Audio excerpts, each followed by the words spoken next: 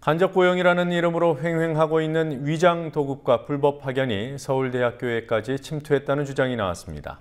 서울대 교수회관에서 일하다 사실상 해고를 당한 비정규직 노동자들이 노동청에 진정을 냈습니다.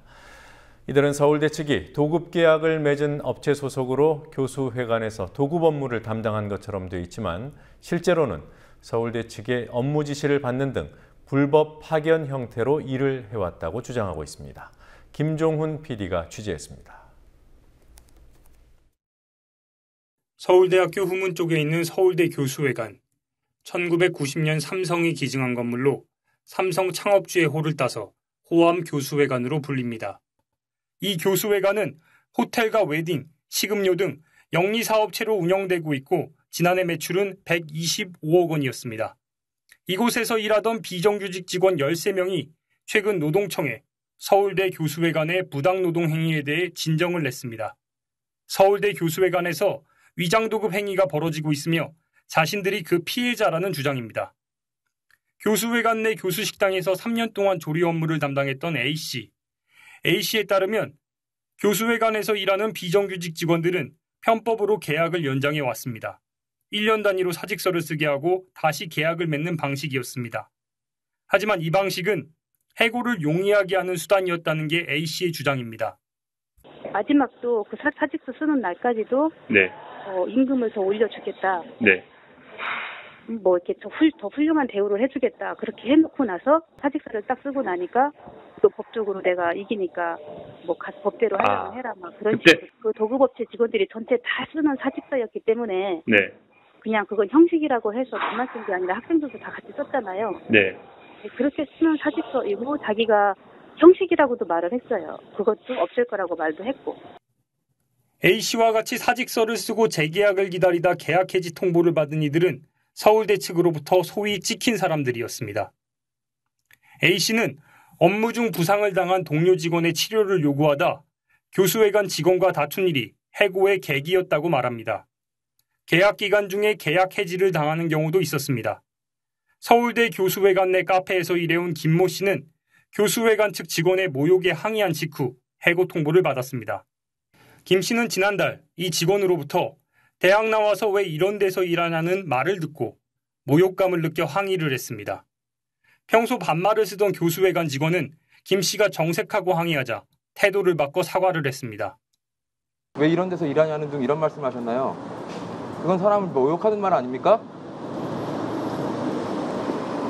그렇게 받아들였다면 내가 미안하게 진짜 사과를 할게요. 그거는 나는 그런 뜻으로 얘기한 게 아니라 좀 더 좋은 직장이 있지 않을까 해서 얘기한 건데 내가 말실수를 한 모양이네요. 그거는.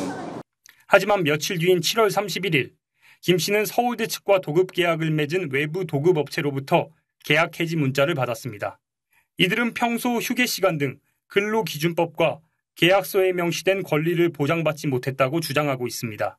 저희가 너무 과하게 노동을 하고 있다. 저희는 사실상 단 한 시간도 제대로 쉬지 못하고 있는데 계약서상에는 휴식 시간이 엄밀하게 들어가 있고 근데 그 휴식 시간에 대한 대가는 정당하게 보상을 받지 못하고 있다. 하루에 몇 시간 일하셨어요? 하루에 13시간.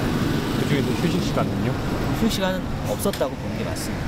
밥 먹는 시간을 굳이 휴식 시간으로 친다면 점심 저녁 해서 한 40분 정도가 되겠네요. 서울대 교수회관은 조사가 진행 중인 만큼 일일이 다 해명할 수 없다는 입장입니다. 그런 걸 일일이 다 해명할 수는 없고요. 네. 저희가 증거를 보여드릴 수도 없고. 네. 네, 일단 지금 노동부에 제소를 해놓은 상태예요, 그분들이. 네. 그리고 저희도 지금 적극적으로 조사에 참여를 하고. 네. 지금 진상조사 과정이기 때문에 그 결과를, 노동지청의 결과를 기다리고 있는 상황이거든요. 네.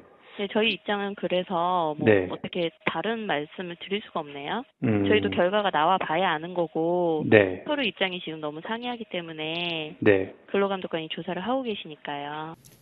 서울대 측에서 이들 비정규직 직원들에게 업무를 지시하는 등 직접 관리 감독을 해왔다면 실질적인 고용주는 서울대 교수회관일 수 있습니다. 직원들은 서울대 교수회관과 외부 업체가 도급 계약을 체결했지만 이는 위장일 뿐이고 실제로는 외부 도급업체가 서울대 측에 인력을 파견한 불법 파견 형태라고 주장합니다. 호암에서 명령 내린 거는 네.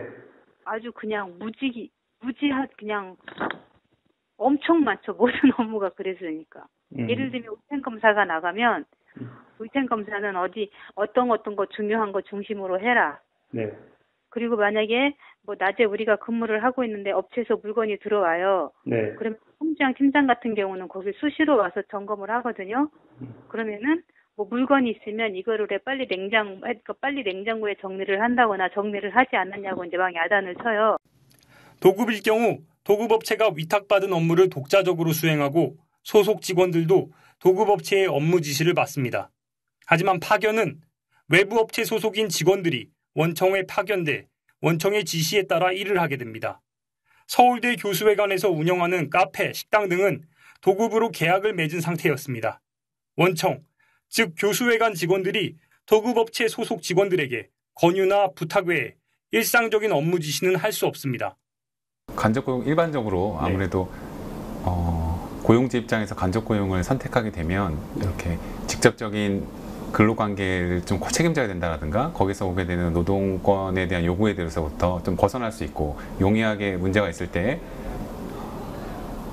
계약을 해지하는 방법으로 금방 탈퇴할 수 있기 때문에 사실 어려움들은 없고 그냥 돈 비용만으로 노동관계의 문제들을 회피할 수 있는 방법이기 때문에 사용하는 것 같습니다. 사업주는 인건비를 줄이고 골치 아픈 노동자 권리 요구도 외부 업체가 처리하도록 하면서 부리는 것만큼은 직접 하고 싶을 때 불법 파견을 선택하게 됩니다. 대한민국 최고의 지성으로 불리는 서울대학교 교수회관에까지 위장도급, 불법 파견과 같은 간접 고용의 폐해가 침투해 있는지 노동청의 판단은 한 달 뒤쯤 나올 것으로 보입니다. 국민TV 뉴스 김종훈입니다.